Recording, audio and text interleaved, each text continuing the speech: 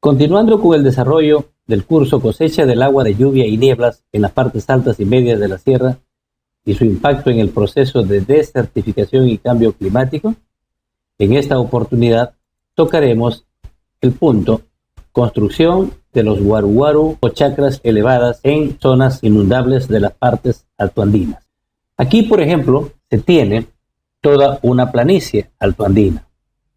En esta planicie prácticamente son pendiente 1 por 1000 o pendiente 0, donde el agua se empoza fácilmente con una lluvia torrencial de unos 50, 80 o 100 milímetros que se da en las temporadas de lluvia en estas partes altoandinas y que por la situación de pendiente se empoza el agua. Es decir, queda sobre la superficie del terreno una lámina de agua de 5 centímetros o 10 centímetros, imposibilitando con ello el desarrollo de cultivos alimenticios como papa, oyuco, oca, mashua, etc.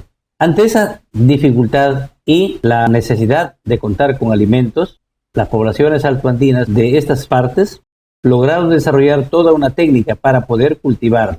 Y la técnica consistía en abrir una zanja, como la que se muestra, de un ancho entre 1,20 m a 2 metros máximo y una profundidad de 1,20 a 1,50 metros. Y toda la tierra extraída era colocada en la parte superior de esta faja que no ha sido tocada. Con lo cual, lógicamente, el nivel de esta faja de terreno se incrementa.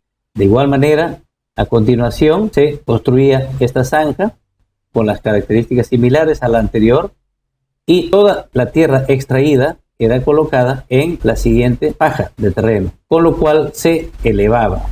Una vez que ha sido construida esta faja ya con el terreno adicionado de la construcción de la zanja, quedaba elevada entre unos 5 a 10 o 15 centímetros, dependiendo de la situación del ancho de la zanja, la profundidad, a veces consideraban que le daban un poco más y lógicamente ya en estas condiciones se podía desarrollar cultivos.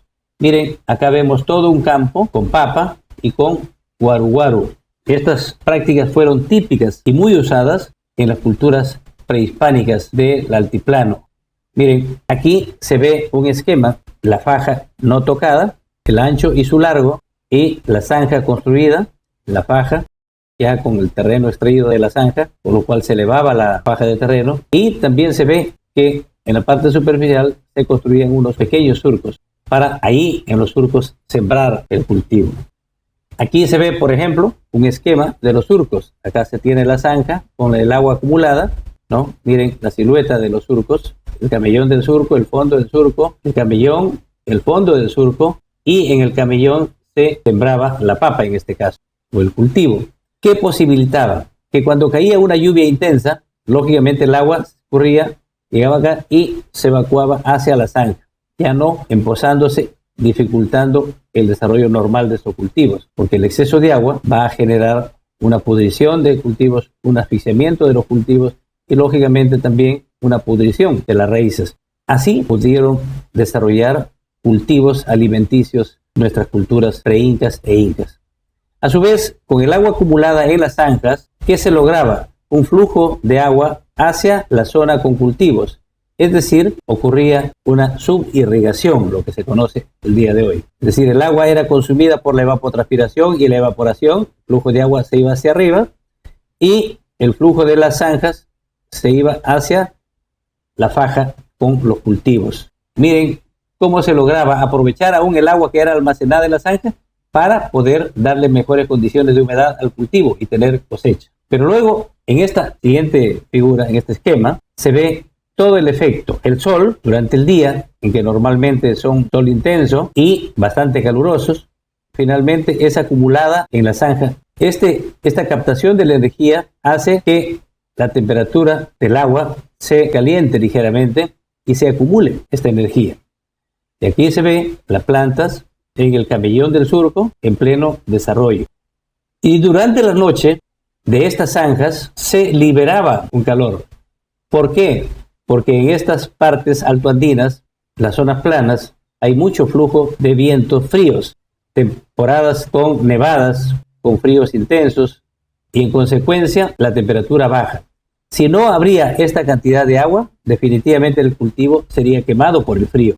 Y ahí la bondad de esta energía del sol que era acumulada durante el día para que se pueda disipar durante la noche, y con lo cual se crea un microclima muy favorable para amortiguar el efecto dañino, devastador de esas corrientes frías, de las que significan las heladas. Es decir, posibilitando así unas condiciones adecuadas para el cultivo y para finalmente obtener cosechas de sus alimentos a estas poblaciones ancestrales.